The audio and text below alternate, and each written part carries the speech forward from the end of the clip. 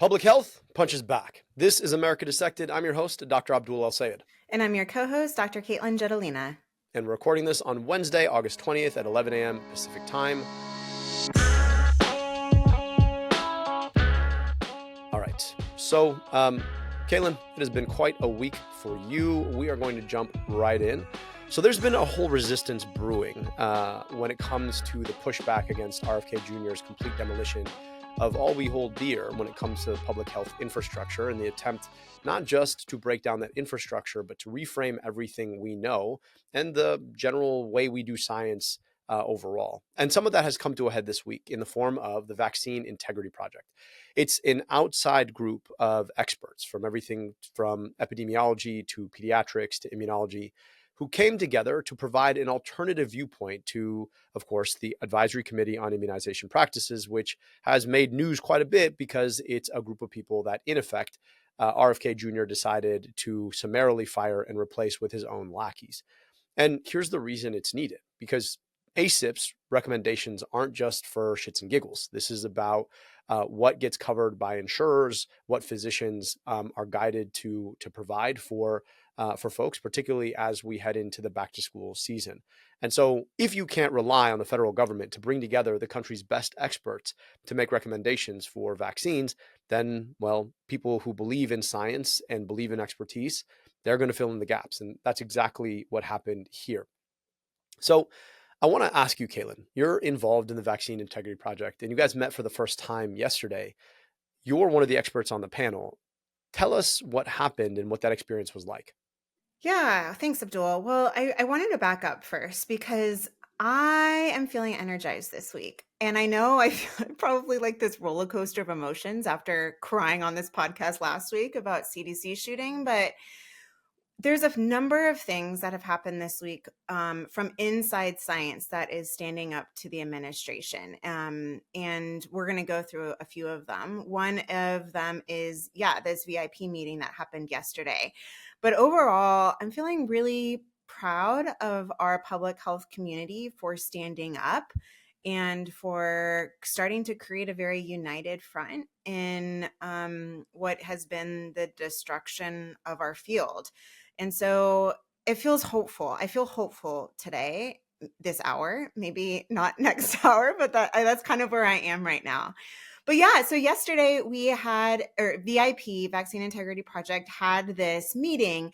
And the big question was, can this meeting even happen, right? This was created out. We've never had to do this before as a nation, is create this like outside body to review evidence, to align professional organizations like American Academy of Pediatrics and ACOG and AMA, to align insurers, to get communications out to physicians about all of the changes and all of the confusion. And so this was the first really big step in that. And I thought it went well. It was a 90-minute conversation. The number of scientists over the past month have been working on summarizing, it's called a systematic review, the evidence of COVID, RSV, and flu vaccines for the past year. They looked at over 18,000 studies in a month. They did this work in a month. I couldn't believe it. Wow. And what they did yesterday or on Tuesday was they presented this evidence. And then, there was a small panel. I was on this panel. Eric Rubin, the New England Journal of Medicine editor-in-chief, Mark Siegel, who's on Fox News, is a physician, a medical correspondent on Fox News. And it went really well. We asked hard questions. They had some answers to them. But I think the overall takeaway was the evidence hasn't changed, that COVID is still a problem. And the vaccines, especially for kids and pregnant women and immunocompromised, still work and are still needed and are still effective and they're still safe. And that is a different message than we are hearing from RFK's HHS. And at the end of the meeting, there wasn't any recommendations, and that was purposeful. I mean, the whole purpose of this was just to look at the science, right? What is the scientific evidence showing? And then the idea is that professional organizations like American Academy of Pediatrics, will then take that science and make their recommendations. And that is what we're seeing play out in real time. And we'll see if who insurers listen to, right? Will it be the FDA or it will be these professional organizations? And if this provides enough cover for physicians to be prescribing off label is also another big question.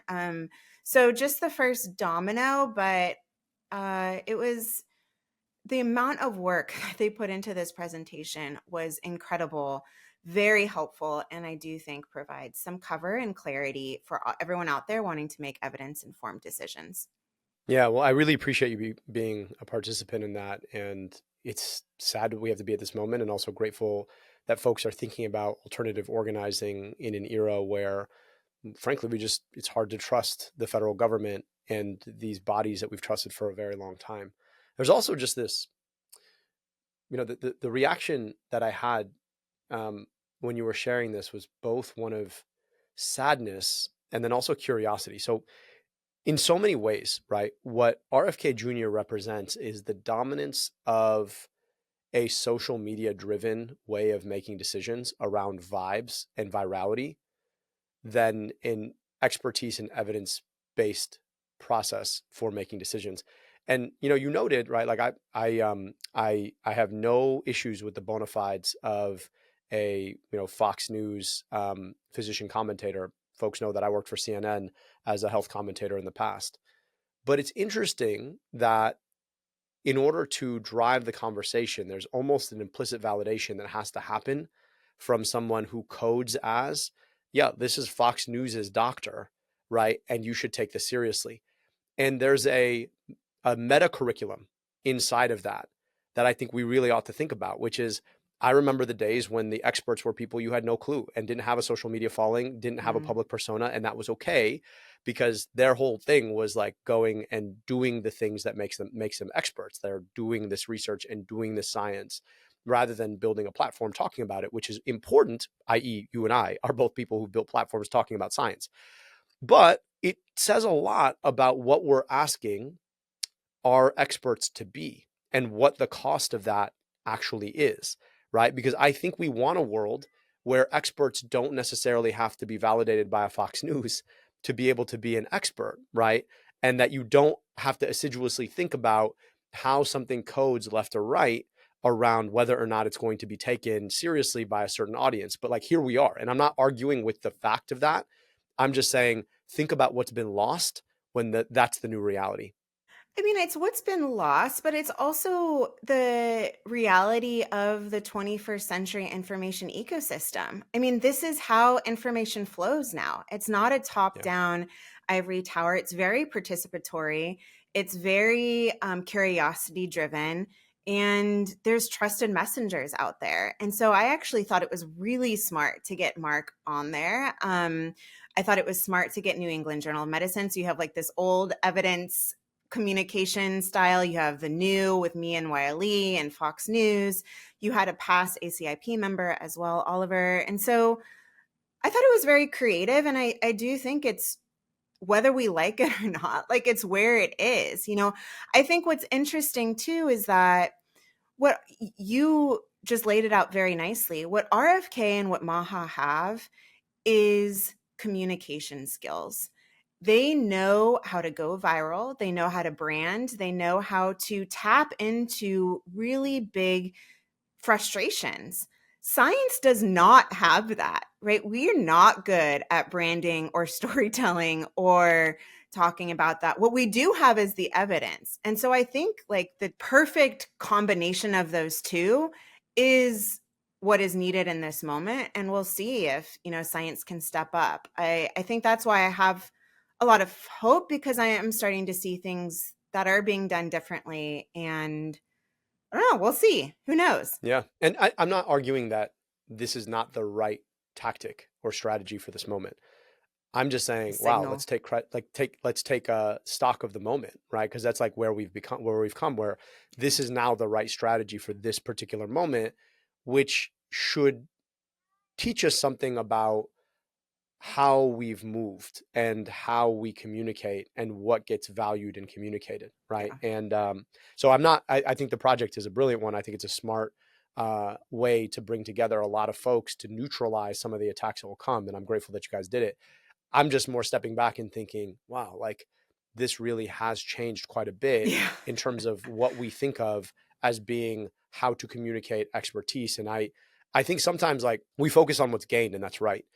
I think in some respects, like the way that the world that Mark Zuckerberg and Elon Musk and others have created has now reshaped what is taken seriously by the broad public is something to take stock of. And I guess that's the, as you and I talk on a podcast, as people who've spent a lot of time communicating this stuff in ways that are really important. But no, it is a exciting effort. I'm really grateful that you guys are working on it.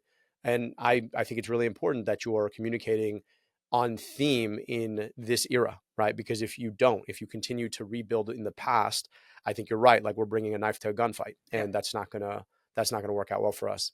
I do, unfortunately, want to talk about guns because this is the second straight week in a row where we have to talk about the CDC shooting. There's been this massive pushback within the CDC, and staff is demanding action from RFK Jr. Katelyn, there was a big letter that was pushed today. Can you tell us a little bit about the letter and how it came about? Yeah, so you're right. So CDC this morning, which is Wednesday morning, employees sent Congress a letter, a very strong letter saying that this shooting, I think is 10 days ago now, was not random, and that the response thereafter was unacceptable. And the theme that came out through this letter, which I appreciated, I wish they leaned into this a little more, but it was basically that our job is to protect the health of Americans in a very patriotic way. And when we can't do that because of fear or because of lies or because of misconceptions, the American people are hurt. I mean, it will impact them. And I thought that was the right way to do it. There was definitely a lot of emotion in it. It'll be interesting to see if Republicans even, read it. I don't think they'll act on it, but I'm really proud. I'm really proud of CDC grassroots for sending this. Over 700 CDC employees signed it. And I wrote on LinkedIn this morning, I was like, do you have any idea how angry you have to make civil servants to put their names on a letter, like in a very public way? I mean, this is risky to their jobs. But it was also, they're that angry that it's that unacceptable what the outcome has been. And there's three things they asked in it. One is for RFK to stop spreading inaccurate health information. The second is to affirm CDC's scientific integrity. And then the third is guarantee the safety of the HHS workforce. So they stopped shy of asking for the resignation of RFK. I don't think he's going to act on this. What do you think, Abdul? Yeah, I don't think so either. I think he's probably going to stay silent, right? Because Yeah. one of the things that RFK Jr. understands is when you respond to something, you platform it, and that's sometimes been our challenge. Is that so often we're so focused on refuting what they say that we're platforming the things that they say, Mm. and I think he's just not going to respond. I do think though that this is going to create a lot more focus from within the workforce, not just at the CDC, but in the rest of HHS, to be willing to push back. And over time, that momentum could create something that forces them to push back. I also want folks to understand this. There is a part of our commissioned armed forces called the United States Public Health Service, right? They're literally a commissioned corps. There's a reason that the Surgeon General is the Surgeon General, right? And wears a military uniform. And I want you to think about this, right? Because there's a tremendous number of the commissioned corps that actually works at the CDC. Like imagine any other military installation had been attacked by somebody. Imagine what the response would have been. But because these folks show up, put their lives literally on the line to fight for our health, right? They have been ignored. And and I say that literally putting life on the line. I want you to think about what happens in the context of another Ebola outbreak.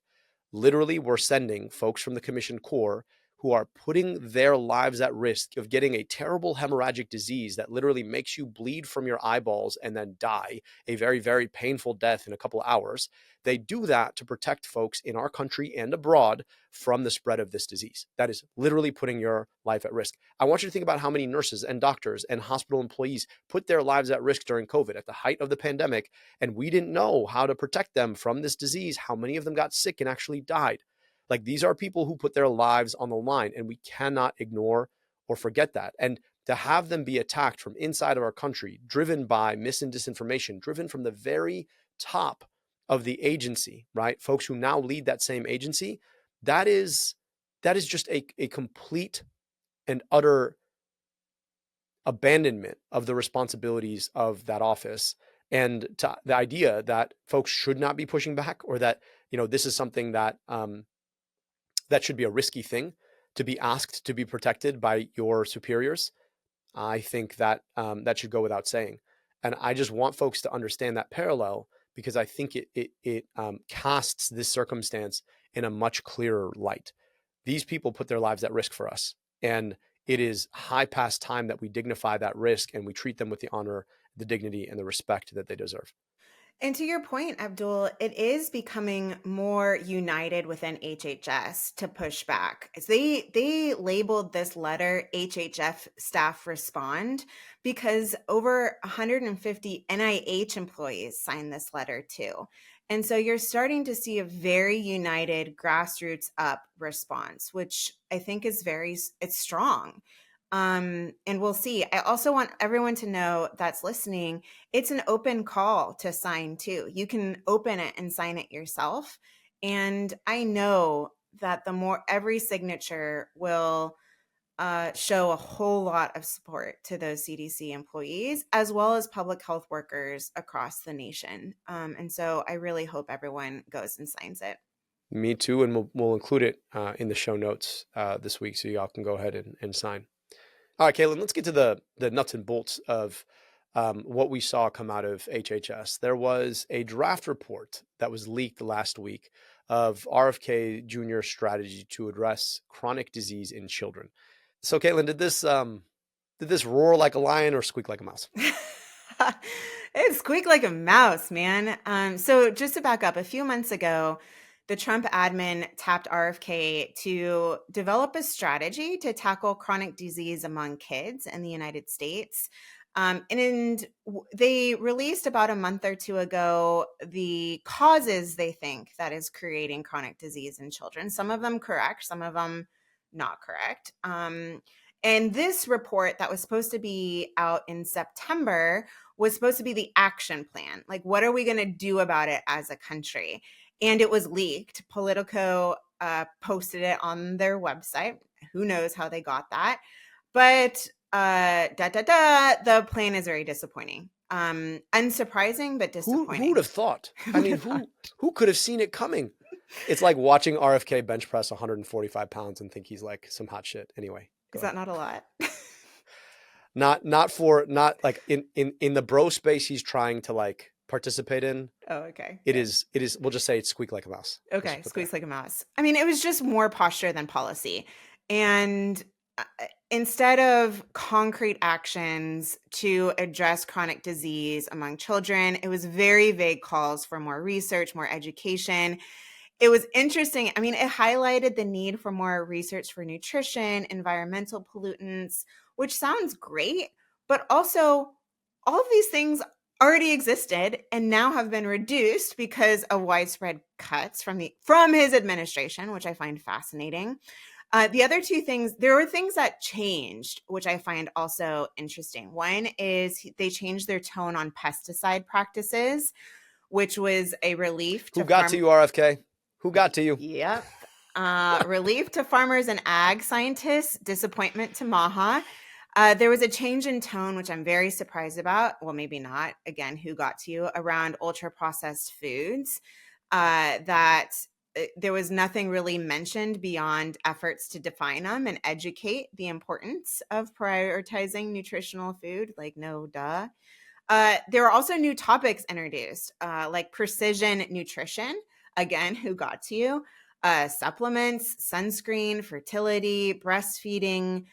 They did include something about food marketing to children, which I can see as hopeful. But like, bottom line, don't expect much from this transformation, right? Like, this isn't the final draft, but it's minor, it's performative, and at worst, misleading. It's soft pedaling. Do you remember Let's Move?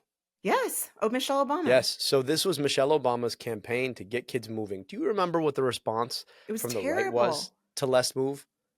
Do you Yeah, it remember? was that you want to be the nanny state, and tell us what to eat and tell us what to do, and you're an idiot.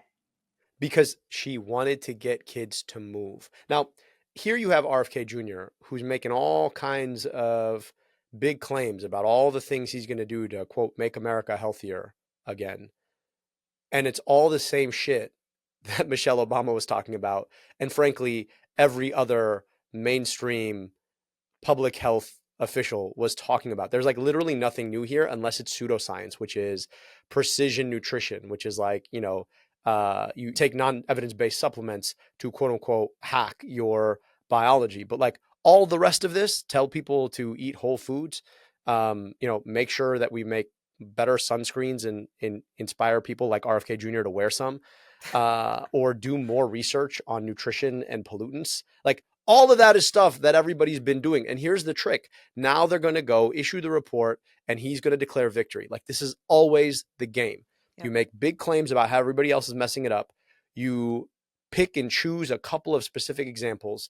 You figure out who the folks backing you financially are, or the grifters who you want to make friends with are. You sprinkle their grift into what you say and then say all the same shit again and then declare victory. Like that's the ball game for them. It's all the same play. Maha is pissed about it, though. I mean, because you start seeing these tensions between Maha and MAGA, right? Obviously, lobbying interest increasingly shape the priorities of this. And people aren't stupid, right? I wrote, though, in my newsletter, and I like chuckled at writing this. But I was like, welcome to Washington, Maha. Like, really, like There you go.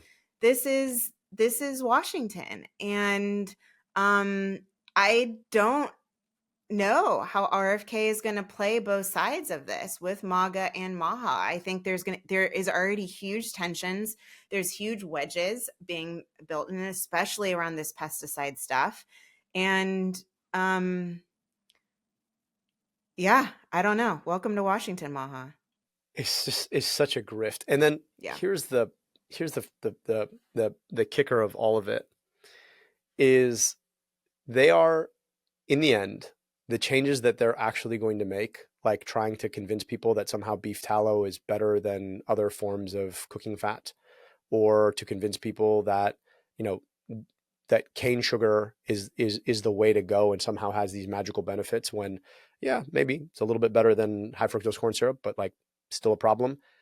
None of this is actually going to improve outcomes. If anything, you're creating false flag solutions that that people will think will actually make them healthier, when in the end they really won't. Like, so I just, it's like using the pedestal of the federal government to disinform the broader public and declare victory on your mis and disinformation. That's what's most frustrating, is that we're going to be spinning our wheels. And the United States does not have time to be spinning our wheels. I mean, our life expectancy is low. We're spending, our bills for healthcare costs are starting to increase, not starting to increase, very much increasing. Everyone's going into debt and bankruptcy from medical bills. We just don't have the time to just sit here and spin wheels. And I think that's the most frustrating thing from a public health perspective, is that we are so focused on moving the needle with evidence because of that to actually make impact. And it's really hard to watch unfold. And you're right. I mean, best case scenario is we spin wheels. Worst case scenario is we keep going backwards. And I truly think we're in this inflection point, and it's just unacceptable to me. Yeah. I'm like hot. No, I'm really, look, I spend a lot of time in my day-to-day railing on big corporations and their impact. And I feel like watching them fold RFK Jr. like a pretzel is a perfect example of the way they play. Like every problem in Washington goes back to the power of huge corporations, lobbying and electioneering. And it is not surprising to me that this is a guy who, like, if there is a thing that I agree with RFK Jr. on, it has been his work on pesticides, right? He took on Monsanto and won.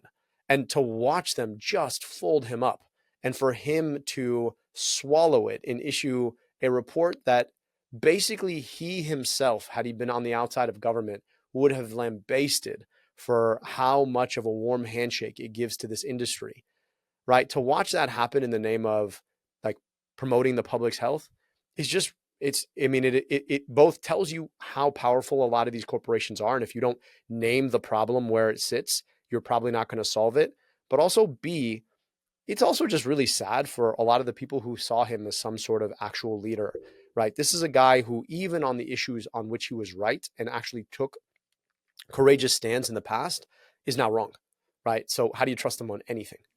Yeah, I don't think that's how Maha's thinking about it, though. I think they are very loyal to RFK, and I think they see RFK as a bulldog with a chain on it, and that he has to work within the environment he's in, and they think that there's still more positive than bad that comes from that. It's fascinating because this is where there's been I've had so many conversations with the Maha movement around this because I'm like trying to make it make sense. But that's how they're approaching this. And he's a bulldog with a chain who's been fed a milk bone covered with pesticides by the industry. Sure. There you go.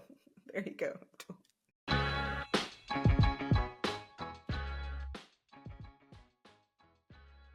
America Dissected is brought to you by NPR's Life Kit. From fitness routines to mental resilience, navigating personal goals to tackling burnout, we all need a little help being human. That's what the Life Kit podcast from NPR is here to do. If you're looking to move with more intention or just need thoughtful guidance on living better, Life Kit delivers strategies to help you make meaningful, sustainable change. Life doesn't come with a manual, but every day you're making choices, some big, some small, that shape the direction of your life. Life Kit offers real stories, relevant insights, and clear takeaways to help you meet those decision-making moments with confidence and clarity. I really loved a recent episode they did on how to avoid mosquito bites because, well, we all know that mosquitoes suck, literally, but it's hard to know how to avoid them, especially if you're someone they seem to really like me. I listen to Life Kit because I get to hear thoughtful conversations that unpack the emotional and practical side of personal wellness. Actionable guidance I can actually use, no fluff, no judgment. Trusted voices and expert advice to help take me to the next step, however big or small. Get help tackling common issues like relationships, finances, parenting, and your career. Then walk away with a game plan you can implement right away. Life Kit isn't just another podcast about self-improvement. It's about understanding how to live a little better, starting now. Listen now to the Life Kit podcast from NPR.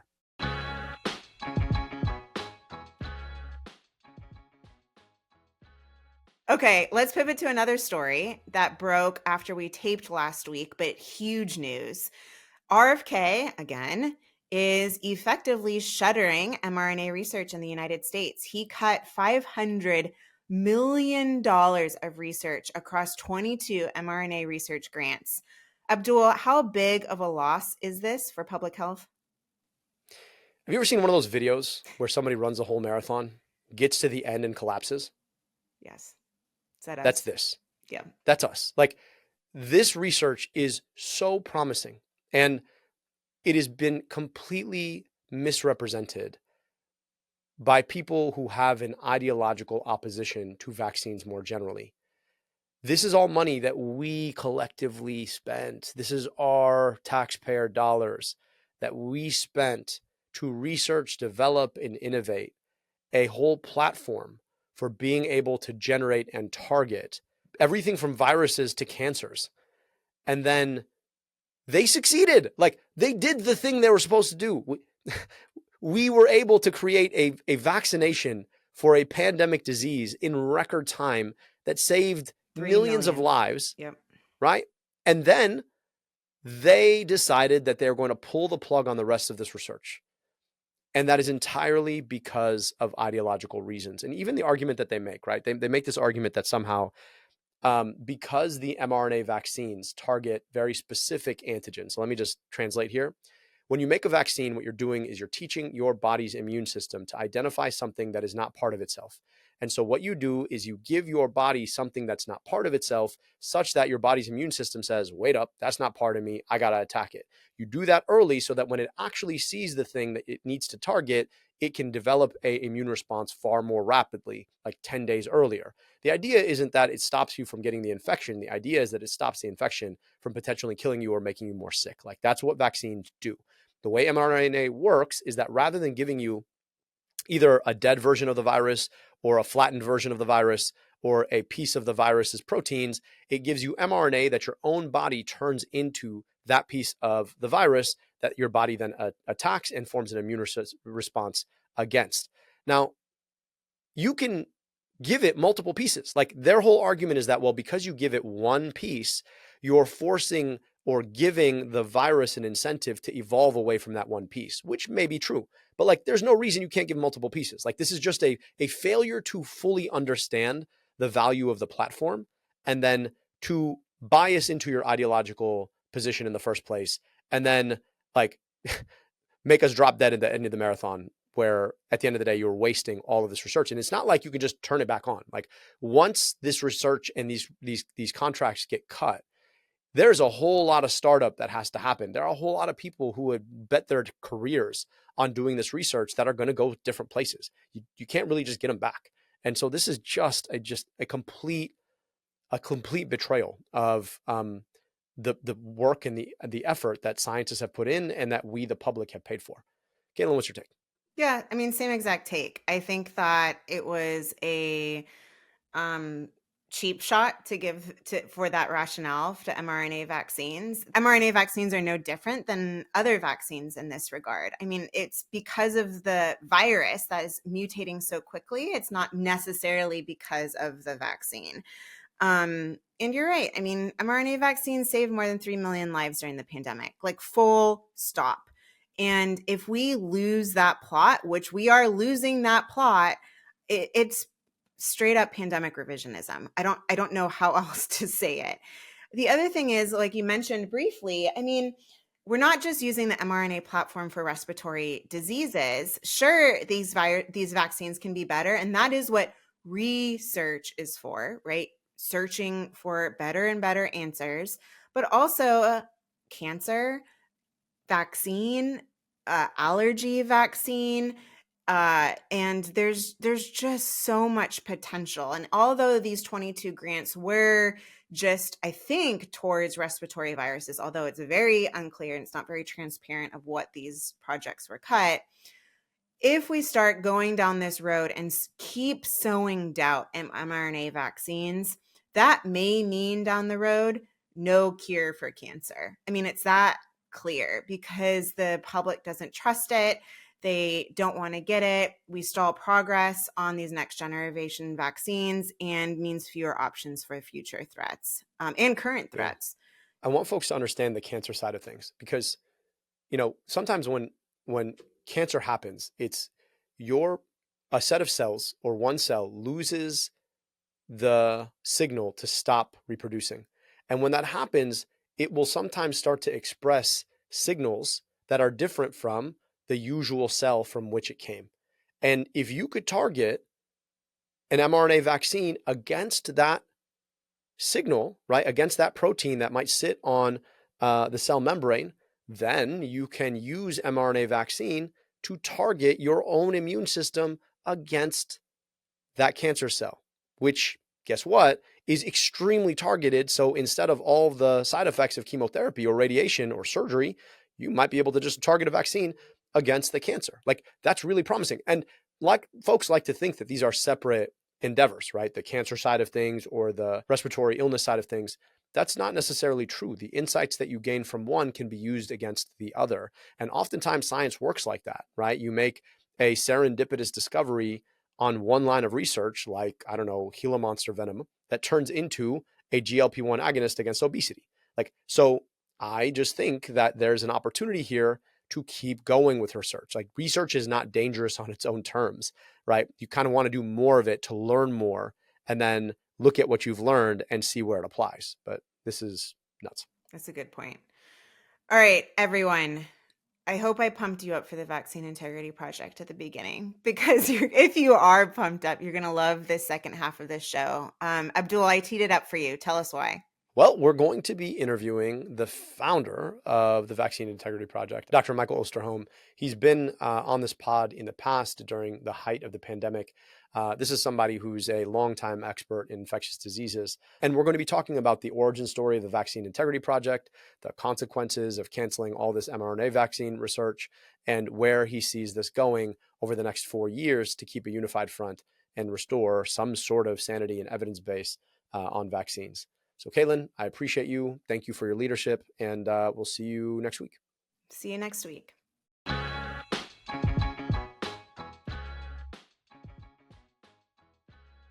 All right. Can you introduce yourself for the tape? Yes, thank you. I'm Dr. Michael Osterholm, Director of the Center for Infectious Disease Research and Policy at the University of Minnesota, and watching public health suffer unlike any time in my career. Yeah, I want to step back here because I think that's an important place to start. Can you set the stakes for us for this moment? I think it's one of those difficult moments where a lot has happened so fast that sometimes you lose sight of where we started and what the baseline was because it's all moving so fast. Can you offer us some just place setting here? How do you think about this moment in context? Well, let me first of all just emphasize as a matter of degree that I've been in this business 50 years now, and I've not seen anything this dangerous or truly devastating to public health as I see what's happening right now.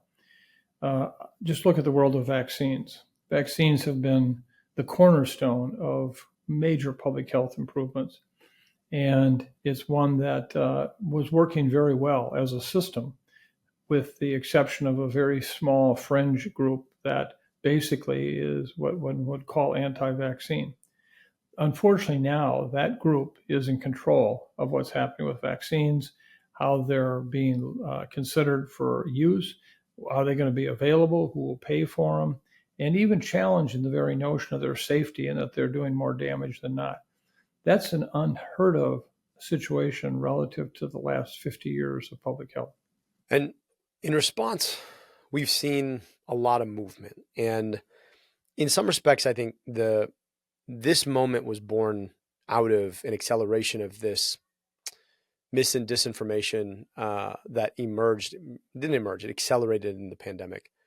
And we've seen this get married to a broader political project that feels like it's about divorcing our public policy from basic truth. And, MAHA or RFK Jr.'s movement has largely been about doing that in the space of health. I want you, as somebody who's dedicated your career to bringing evidence to bear to public health, to help us unpack what it means when we no longer use science and evidence to make public health decision making. Well, first of all, it's important to note that that's exactly what's happening. I think you did a very fair job of describing the current situation. Let me just give you one example. When we look at the world of infectious diseases, I think we all can appreciate, having just gone through COVID, that pandemics are without a doubt of major importance to the entire fabric of our world. And when they occur, they will often occur for multiple years. So it's not just like a hurricane where it's one hit that's maybe very severe, but you go into recovery within hours. Pandemics last and they last and they last. And that is in part what causes so much devastation is it just wears down society to the point of, and sometimes irrational and unfortunate things. Well, we know that more pandemics will arrive, and particularly those from influenza and from the coronaviruses. We're due basically for another influenza pandemic, but more specifically, we also have to understand that they could be much worse than anything we've seen to date. Well, if you look at our ability to respond, we can't stop an influenza pandemic from emerging. When it happens, it's going to happen. Our next best opportunity to have an impact is having vaccines on hand that can be readily distributed, that are effective, that work, and they are able to be available to the world. Well, right now, if you look at our influenza vaccine manufacturing capacity, unfortunately, it's not a lot different than it was decades ago, using pretty much the same old technique of growing it in chicken eggs, which if anybody understands how complicated that is, it is. Well, mRNA technology, the platform that we use to develop the COVID vaccines, and one that we're exploring for a number of different infectious diseases right now, as well as cancers, offered us the possibility of changing that. Right now, using the current technology, if we had an influenza pandemic, we could only make enough vaccine for about a quarter of the world in the next 15 to 18 months, a quarter of the world. If we, in fact, had a mRNA vaccine available and we were prepared to use it quickly, we could make enough vaccine within a year for the world. Now, we're talking about hundreds of thousands to millions of lives that would be lost unnecessarily because of the fact that our government just made a decision to divest itself of all mRNA vaccine work. This is unfathomable in the sense that there were no data presented to demonstrate why. We've demonstrated time and time again the safety as well as the effectiveness of these vaccines. On top of that, then the explanation that came forward after the declaration was made that we're withdrawing this support was, well, on the other hand, we're just going to do this because most of the public don't trust these vaccines and they wouldn't use them, so why invest in them? Well, so much of the distrust around these vaccines came from the very people who are now deciding that we won't make it available. So there's just one example that it may seem abstract, but it won't be one day. There will be millions and millions of lives lost unnecessarily. And that, I think, is the challenge we have going forward. You've decided to step up and do something about it. And, you've been doing this work for a very long time at the University of Minnesota. Your organization has become one of the mainstays of providing basic information to the public. But you're taking it a step further, right? We've watched as this same administration has, in effect, deconstructed or gutted ACIP, the Advisory Committee on Immunization Practices, which has created a situation in which we can no longer rely on the federal government to provide us expert guidance because they basically fired all the experts. And so you've recognized that we need this, and there's a lot of downstream public policy that has to get made, whether it's at the local or the state level, or it's at the insurer level or the clinician level. And you've embarked on this project called the Vaccine Integrity Project. Can you tell us a little bit about the goals of this project and the need to do this now? Well, first of all, let me just say, I wish every interviewer was as informed as you are, because you really laid out a very nice foundation for me to draw upon. Let me just tell you a little story. I think it ties it together. On the night of the election, I, realizing that Mr. Trump had won, went and pulled out the 2025 document that I had and went through those sections of it that dealt with public health. And I recognized at that moment that we're in for a really very, very different experience. I'm 72 years old. People are all expecting me to retire. And after I read that, I sent an email out the next day to my staff saying, you know what, I'm here for 4 more years for sure. I can't leave, okay? And out of that mindset came the Vaccine Integrity Project, because we knew vaccines would be heavily attacked. Mr. Kennedy was announced as the designate for Secretary of HHS, while not yet confirmed. It looked like he would get through. And so in mid to late November, I wrote an op-ed piece in the New York Times with Zeke Emanuel, and we laid out, do you realize what he's going to do to your vaccines? And I think at the time, people just didn't really understand that. Well, of course, now it's starting to play out. And I think that the fact of the matter is that we are now in big trouble. So one of the things that we did at our center is created the Vaccine Integrity Project. It was really an attempt to say, first of all, find out what is it that people need in terms of information or actions that are not going to be available now if the ACIP is no longer in existence, which a lot of people said, oh, that'll never happen. It happened, as you pointed out. So one of the things we did is we were able to secure funding from the Alumbra Foundation, Christy Walton's personal foundation. So we have no bias, no conflicts of interest there.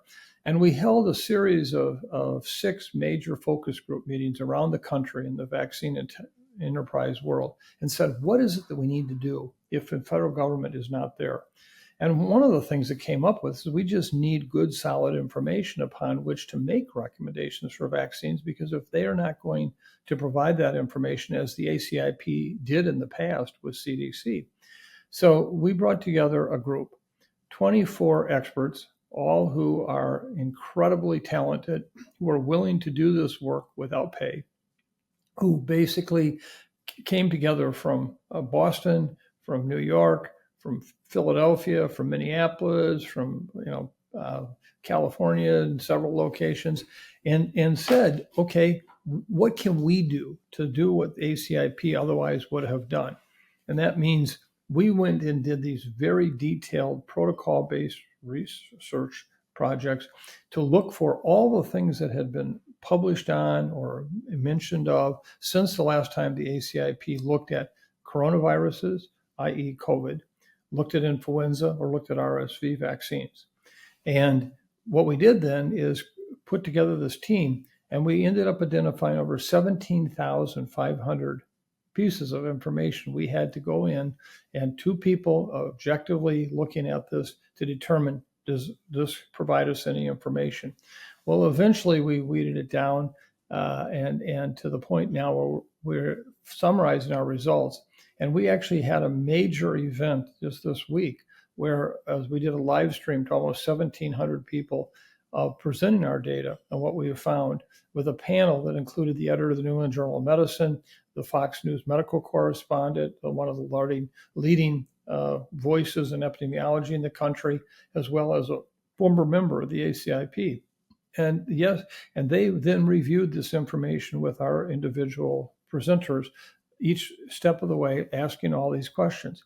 That information has been provided to the medical societies that otherwise would make recommendations. Remember, ACIP would review the information. They would make a basic set of recommendations, but it's the American Academy of Pediatrics that decides really what we should do with children. It's the ACOG, which decides, in fact, how do we deal with pregnant women? Infectious Disease Society of America, how do we deal with the immune compromised? And so we shared this information, and actually earlier this week, the American Academy of Pediatrics came out with their recommendations based on, in part, what we did, and shared that with them. We are now taking on additional vaccines besides those three. We did those because as seasonal viral pathogens, these are the first vaccines that were up.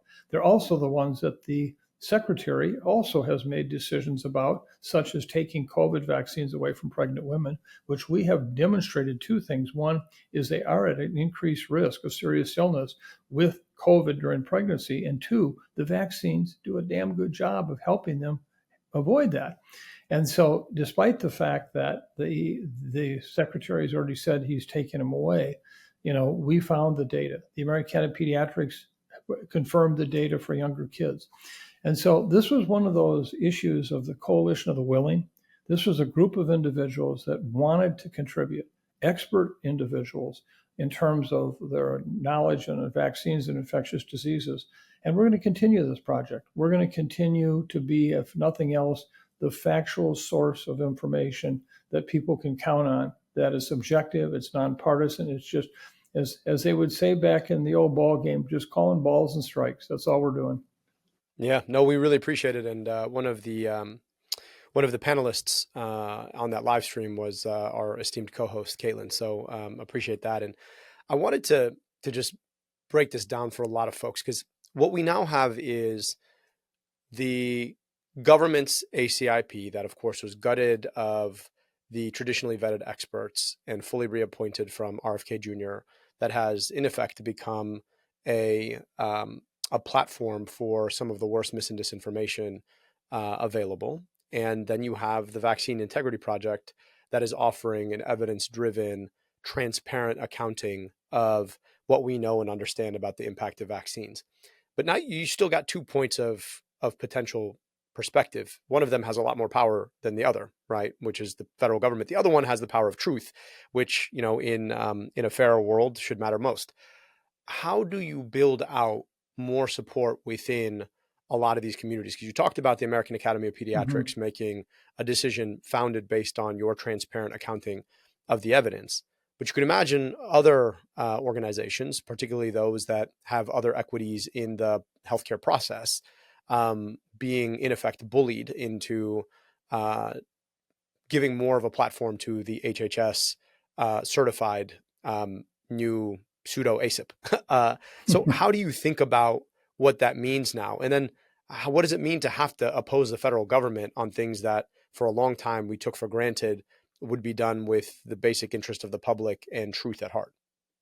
Well, let me first start with just the context piece, because this is a really an important question you've asked. When you ask about taking on the government over an issue, what we've done in the past is it's been based on assessing science.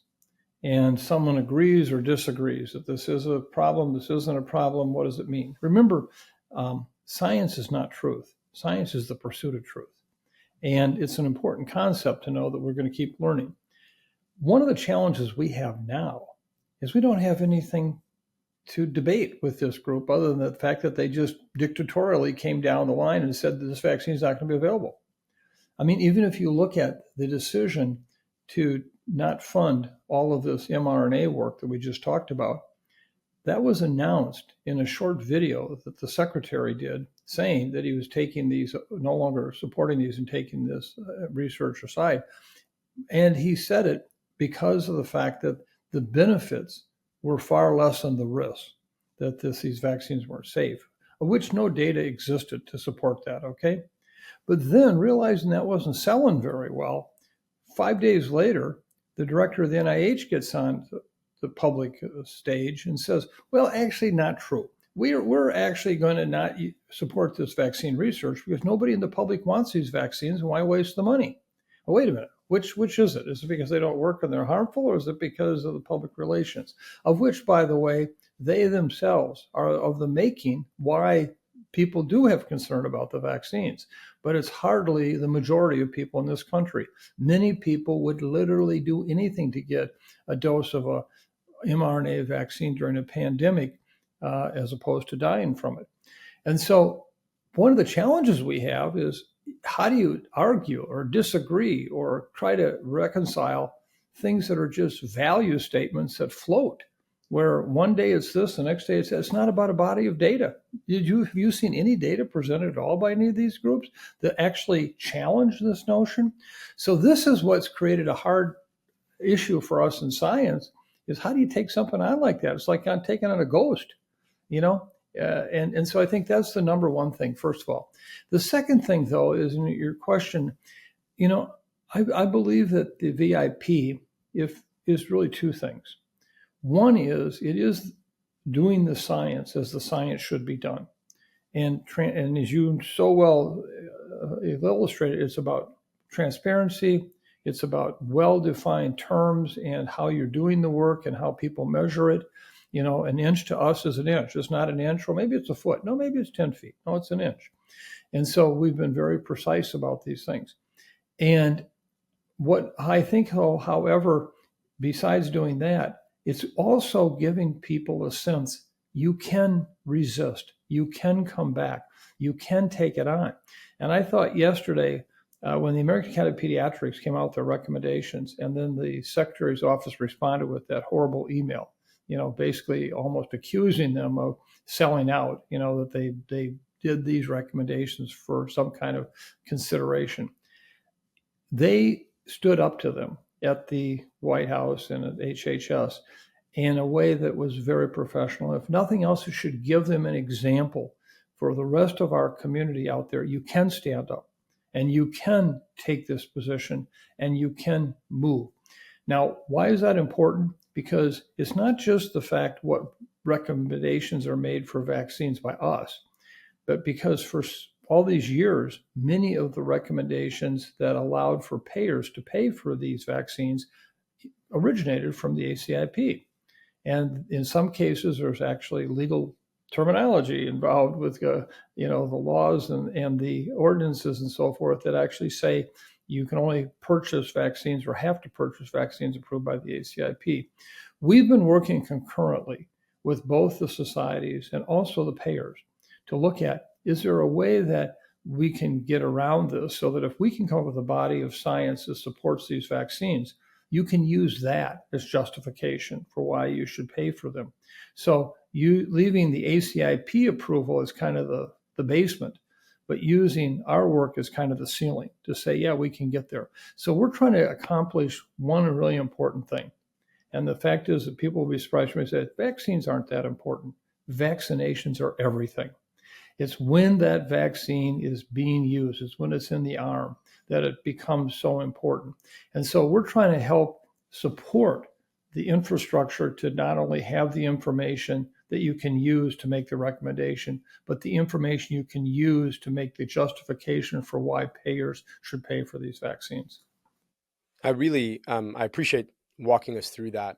There's a couple questions I got because we heard from Katelyn earlier today about her experience participating on the panel, and I was thinking about her fellow panelists, and you did a really good job tactically to represent different groups of folks, right? I think including, for example, the medical commentator at Fox News, clearly an attempt to demonstrate that this is not about some sort of biased political take, that this is about a perspective where we lead with science and evidence.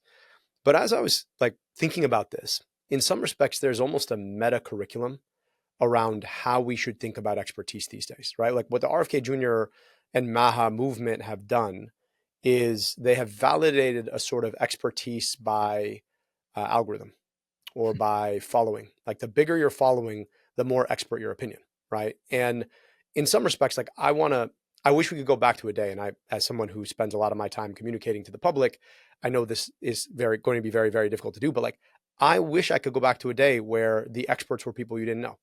You didn't have to see them in your feeds all the time, because by definition, that means they're spending more of their time doing the things that makes them experts rather than doing the things that tell you that they're experts. And those two things are two very different things. And I worry about what or how we get back to a place where expertise, by definition, is about the amount of knowledge you have and your proximity to the evidence to be able to interpret and understand both how it was made and then what it implies for the future and the policy that should come out of it, rather than who you're validated by or what algorithms you live in. And I'm wondering, as someone who has been one of those experts who comes out of the expert space, and also, you talked about doing this for 50 years. Obviously, when you started doing this, the internet was not a thing, and now you're dealing with the world the internet has created.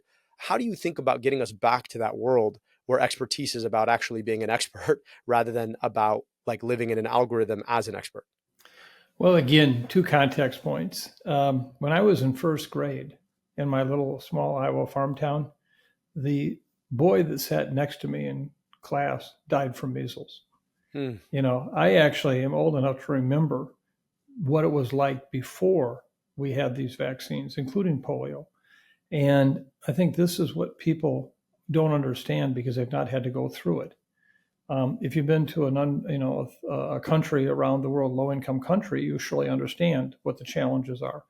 But for many in high-income countries or even middle-income countries, vaccine-preventable diseases have just been forgotten. They've taken a hell of a toll on this world. And what they've done to vaccines to save so many people's lives has been remarkable. So I think that's one context right there, is that we have to keep reminding people this isn't as bad as it's going to get. This is just getting started. Okay.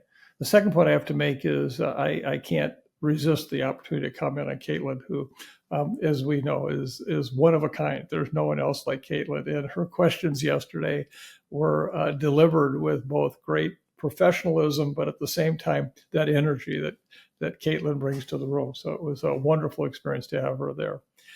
I think the challenge that we have around the issue of experts is what is an expert today in the public's mind. And exactly, that's the problem is that these people who have no expertise now suddenly become experts. Last week, Steve Bannon had one of his War Room episodes with Stephen Hatfield, who now is assisting at HHS and is way on the spectrum of the kind of anti-vax disinformation.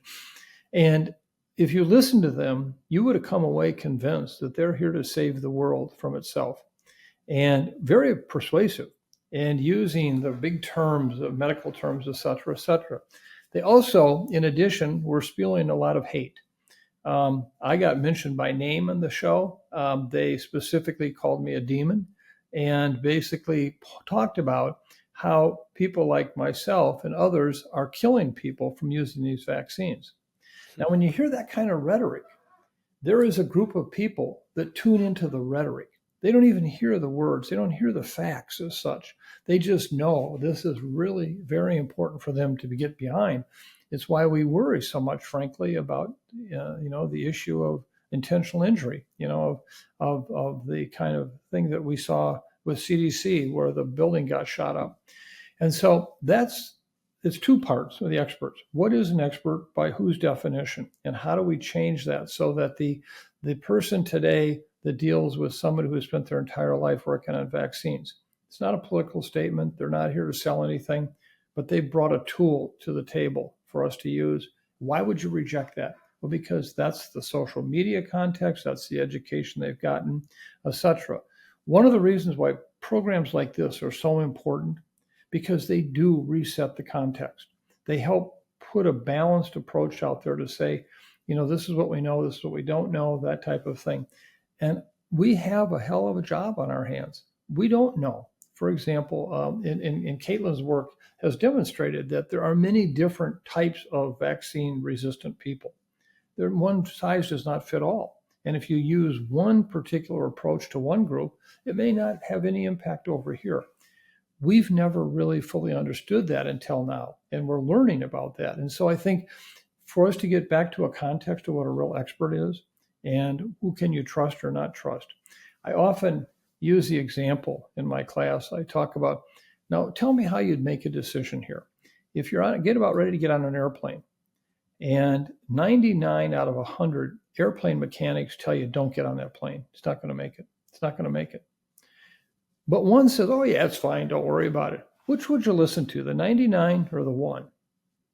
Well, you hopefully do it with the 99, okay?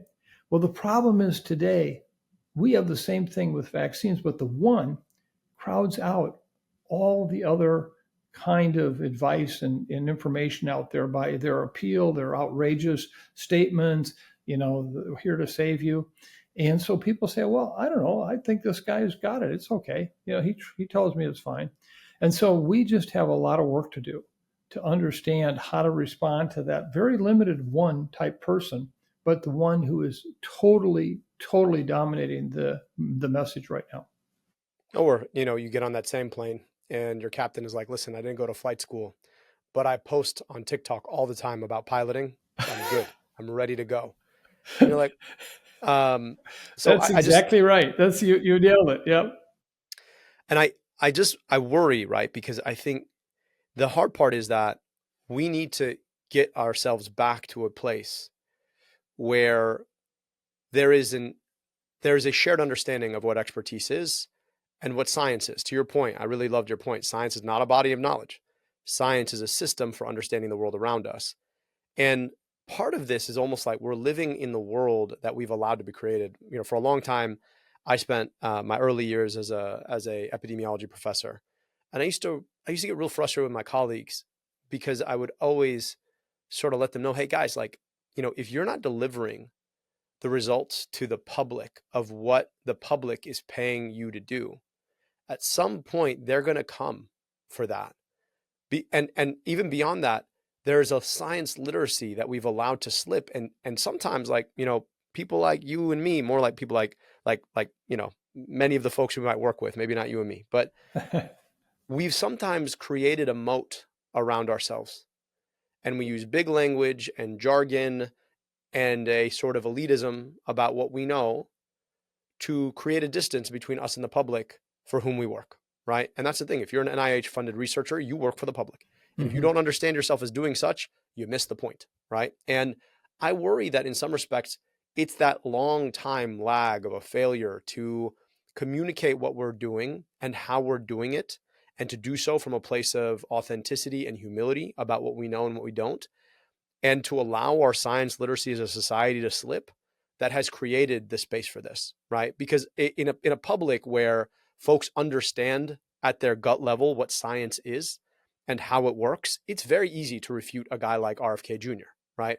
The hard part, though, is that you're right. Like he has replaced pop for sizzle, right? And so at some point, it sounds like it pops. It seems like he really cares. And so he must be just as right as they. And, I know the system has been corrupted in certain ways. I know pharma has been artificially raising the prices on my drugs. So How do I know that they're not just trying to sell me something I don't need? It's not a far leap. And I just wonder, as somebody who spent your whole career doing this, where do you think we went wrong? And if we're going to get to a world where we don't watch charlatans lie to the public and get power doing it, that, how do we get there? Like, how do we get there from here? Yeah.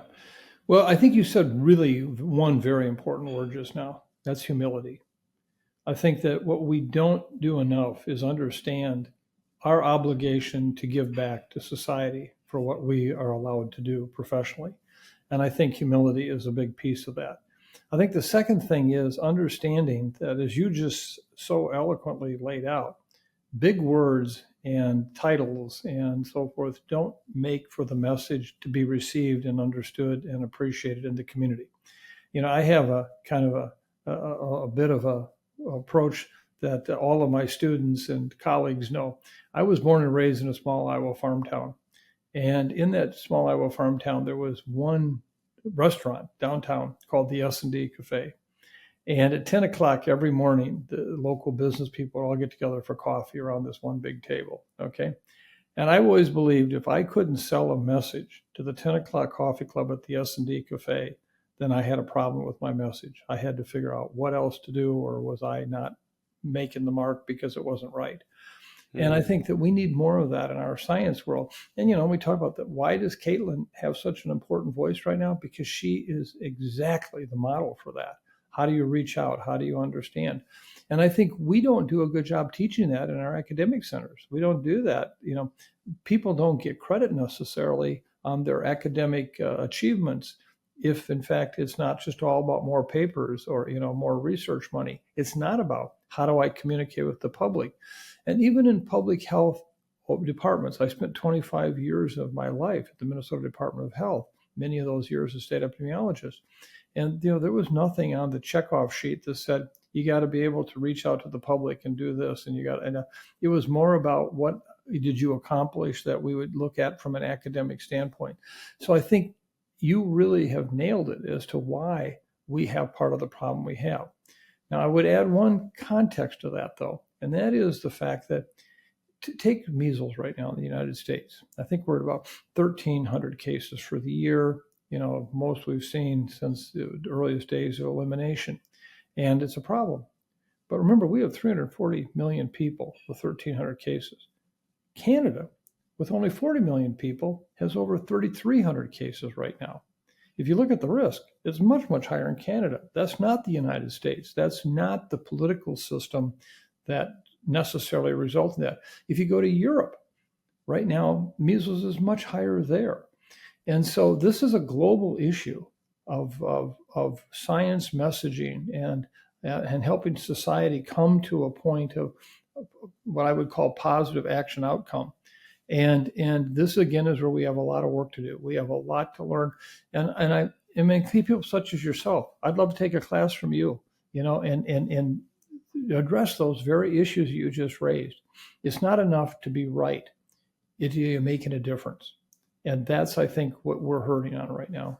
Well, if that happened, I'd have to sit down and hand you the clicker, but thank you. No, I don't think so. Well, we stand on the shoulders of giants, my friend. I really appreciate you making the time for us and stepping in here to share a little bit more about the Vaccine Integrity Project. Our guest today was Dr. Mike Osterholm. He is the director of the Center for Infectious Disease Research and Policy at the University of Minnesota, and Regents Professor and Presidential Endowed Chair in Public Health. We really appreciate you making the time. This was really insightful.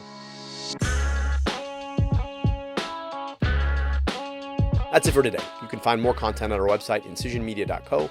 Check out our shop at store.americadissected.com for our new America Dissected merch, including our logo shirts, hoodies, and mugs. And don't miss out on our Vaccines Work, Science Matters t-shirts.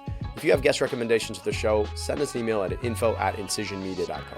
You can follow or subscribe to America Dissected on your favorite podcast platform and on YouTube at America Dissected.